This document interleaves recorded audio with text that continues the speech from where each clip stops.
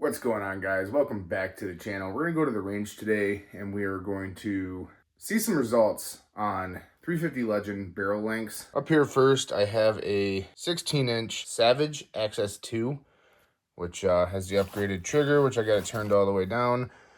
This is, like I said, 350 Legend. I got the barrel threaded and do have a flash hider on there. We have a Sig Sauer Buckmaster 3x12x44 scope on here. And then below here we have my 10.5-inch 350 Legend AR style. This is a Bear Creek Arsenal upper.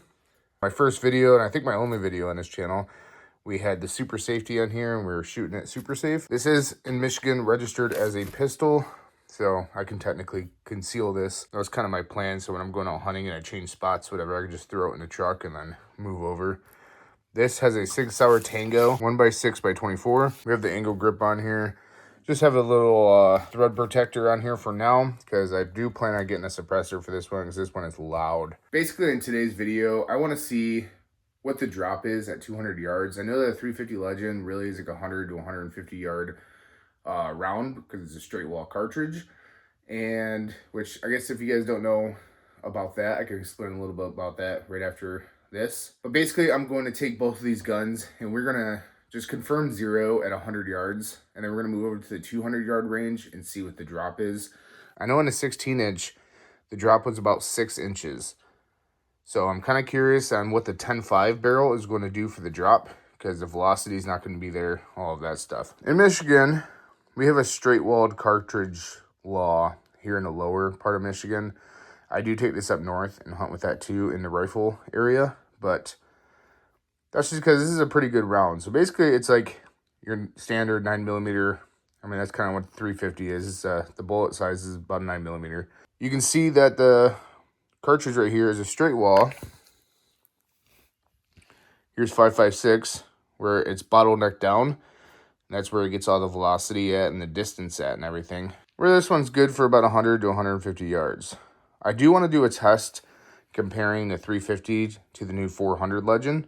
Or not new, but not really sought after 400 Legend, because the ballistics are supposed to be like way better. That's the difference between a straight wall and a bottleneck down cartridge.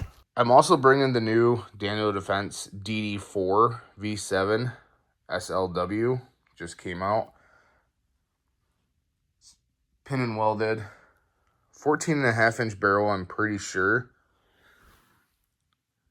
But yeah, this thing is gorgeous. I have a Aimpoint Duty RDS red dot on here for now. We will be building this gun, making it something cool. But just right now, I haven't shot it yet, so I want to take it out to the range and just shoot it. And I will not make a video on this today, because the DNR range that we're going to, it's one shot every 3 seconds. And it's really just not that fun with an AR. While getting everything packed up, I did forget to mention that the 10.5 AR-15 uses a 5-round 5.56 mag that I actually modified. I'm not going to show you how I modified it. I mean, basically there's feed ramps and I just trimmed them off. But anyways, we will be using target rounds and then game loads.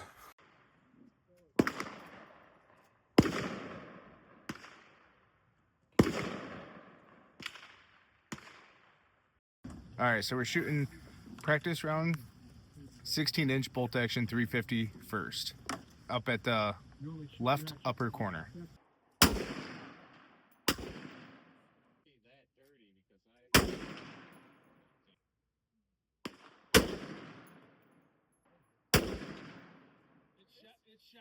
I didn't pay the $2 pay it for those.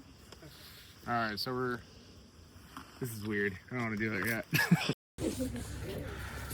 All right, at 100 yards, we're shooting a little high.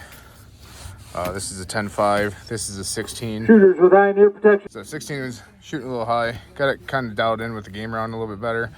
Probably a load difference. 10.5 is definitely off a little bit. And then AR-15 shooting low, but pretty close. So now we're going over there to the 200 yard range and see what the drop difference is between the 10.5 and the 16. All right, so the left side of the target is going to be the 16-inch 350 Legend, The right side of the target is going to be the 10.5 inch 350 Legend. I'm only going to shoot one round. I'm going to aim at the top circle of each side or whatever. That way we can measure the distance of drop between 100 yards and 200 yards.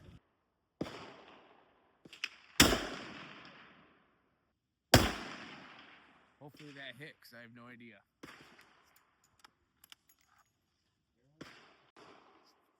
All right, now we're doing a 10-5.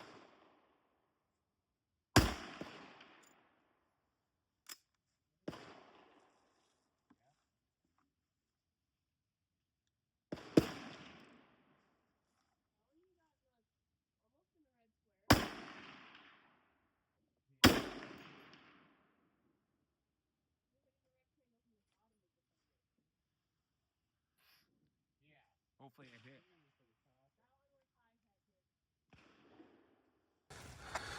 All right, guys, so I was aiming right at the center circle. This is a 10-5 side, and it hit just there, which is crazy to me.